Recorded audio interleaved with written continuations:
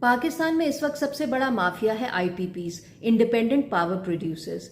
इस माफिया को कानून की पनाह हासिल है, इसीलिए हमें मजबूरन अपने बिजली के बिल्स में 30% इस माफिया को जगह टैक्स के तौर पर देना पड़ता है। ये टैक्स हम उसे देते हैं बिजली ना बनाने के लिए।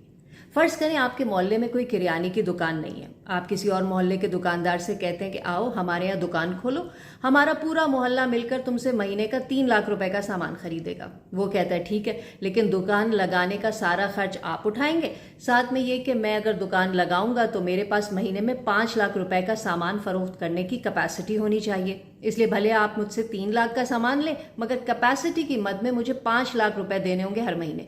और चूंकि मैं आपके मोहल्ले का नहीं हूं और बाहर का सामान भी रखूंगा, इसलिए मुझे पेमेंट डॉलर के रेट से करना होगी, प्लस मुझसे मुआहदा करें 20 साल का। अब बताएं, क्या आप उसकी बात मानेंगे? अक्ल कहती है कि ये घाटे का सौदा है, नहीं मानना चाहिए। लेकिन अगर मोहल्ले की कमेटी फिर भी ये सौदा कर ले और बार बार करती ही रहे तो क्या होगा? होगा वो जो हम 1994 से भुगतते आ रहे हैं। हालांकि होना ये चाहिए था कि अगर मजीद सामान की जरूरत है तो पहली वाली दुकान से लेना चाहिए, जो एक्स्ट्रा पैसे उसे कैपेसिटी की मद में दिए जा रहे हैं उसमें से। नई दुकान उस वक्त लगे जब पहली दुकान के पास गुंजाइश यानी कैपेसिटी खत्म हो जाए। लेकिन नहीं जी, अगर ऐसा होगा तो खाने वाले खाएंगे कहां से? बिल्कुल यही है हमारा आईपीपीज का मसला।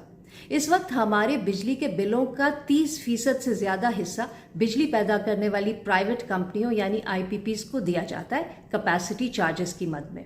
आईपीपीज को 2 किस्म की अदायगियां की जाती हैं, एक उस बिजली की जो वो बनाकर हमें बेचते हैं और दूसरी उस बिजली की जो वो नहीं बनाते, मतलब कैपेसिटी चार्जेस की। तो किस्सा कुछ यूं है कि 1994 में जब मुल्क में बिजली का बहरान संगीन हुआ तो पीपल्स पार्टी की हुकूमत ने आईपीपी से ऐसे मुआहदे किए कि कुछ ही अरसे में उन कंपनियों को मुफ्त पैसों की लत लग गई। पीपल्स पार्टी के बाद मुशर्रफ हुकूमत, फिर मुस्लिम लीग नून की हुकूमत, सब ने अपने अपने दौर में कुल मिलाकर कोई 90 आईपीपी से मुआहदे किए और हर एक को डॉलर्स में कैपेसिटी चार्जेस दिए जा रहे हैं। जब साल साल से हम उस बिजली के पैसे दिए जा रहे हैं जो है ही नहीं लेकिन जरूरत पड़ने पर तैयार की जा सकती है, तो माजी की हुकूमतों ने सनतों को फरोग क्यों नहीं दिया? इससे एक्सपोर्ट्स बढ़ती और फॉरेन एक्सचेंज भी। इन आईपीपीज की कैपेसिटी के मुताबिक मुल्क में सनतें लगती तो हमारा पैसा मुफ्त में किसी की जेब में ना जाता, लेकिन ऐसा हुआ ही नहीं। या फिर आईपीपीज की तादाद कम से कम रखी जाती और हर एक से उसकी फुल कैपेसिटी के मुताबिक काम लिया जाता। वो भी नहीं हुआ, क्योंकि हुकूमतों को पता था कि पैसे उनकी अपनी जेबों से तो जाने नहीं है, तो मचाओ लुट। बिजली की कीमतों का बहरान इसलिए मजीद शर्मनाक है क्योंकि हम ज़रूरत से ज़्यादा बिजली बना सकते, लेकिन उस बिजली को आवाम तक पहुंचा नहीं सकते। हमारे पास बिजली को सार्फिन तक पहुंचाने का ट्रांसमिशन सिस्टम बहुत ही पुराना, ख़राब और नाकाफ़ी है। इन तमाम आईपीपीज के पास 38,000 मेगावाट बिजली बनाने की कैपेसिटी है। हम 38,000 मेगावाट के पैसे देते हैं, लेकिन हमारे पास आवाम तक सिर्फ 18,000 मेगावाट बिजली सप्लाई करने का सिस्टम है। तो जब सिस्टम ही नहीं है तो धड़ाधड़ आईपीपीज से मुआहदे क्यों किए गए? इन आईपीपीज का कहना है कि दुनिया भर में कैपेसिटी चार्जेस लिए जाते हैं। ओ भाई, दुनिया भर में तो ईमानदारी से भी काम होता है, तो वो भी करो। सेनेट की कायमा कमेटी बराए तवानाई के हालिया इजलास में जब 90 में से सिर्फ 3 आईपीपीज के खाते खोले गए तो उनमें अरबों डॉलर की करप्शन सामने आई। 2019 में भी सेनेट कायमा कमेटी रिपोर्ट में कहा गया था कि आईपीपी से न सिर्फ करप्शन और फ्यूल चोरी का पैसा निकलवाया जाए बल्कि उनके असासे भी जब्त किए जाएं।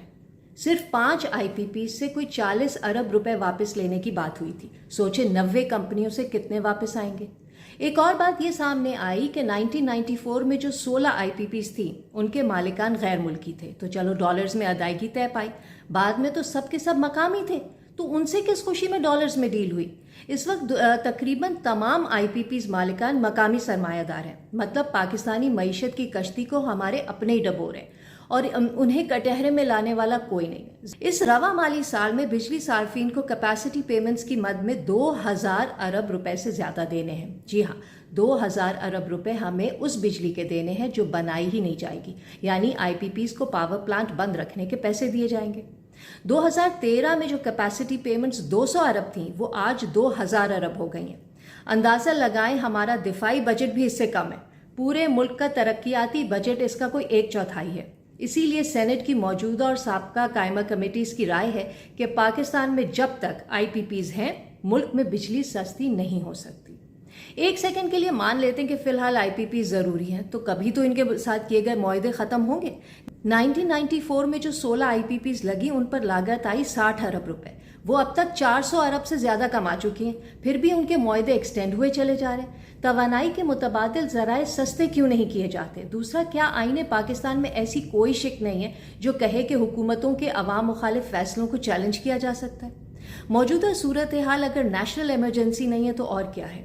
اربوں روپے کمانے والی آئی پی پیز کوئی انکم ٹیکس بھی نہیں دیتی۔ نوکری پیشہ لوگ 35% انکم ٹیکس دیتے ہیں، یہ کمپنیاں کچھ نہیں دیتی، ان کے معاہدوں میں انکم ٹیکس کی چھوٹ دی گئی ہے۔ اسے کہتے ہیں سیٹھوں کی لاٹری لگنا۔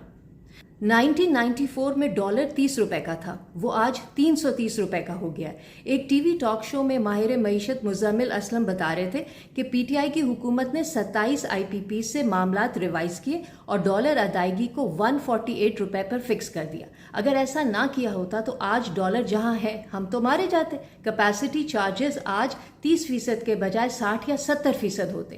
اس مسئلے کے کئی حل ہیں، ماہرین معیشت اچھی سے اچھی تجویز دے رہے ہیں، لیکن پتہ نہیں انہیں کوئی سن بھی رہا ہے یا نہیں۔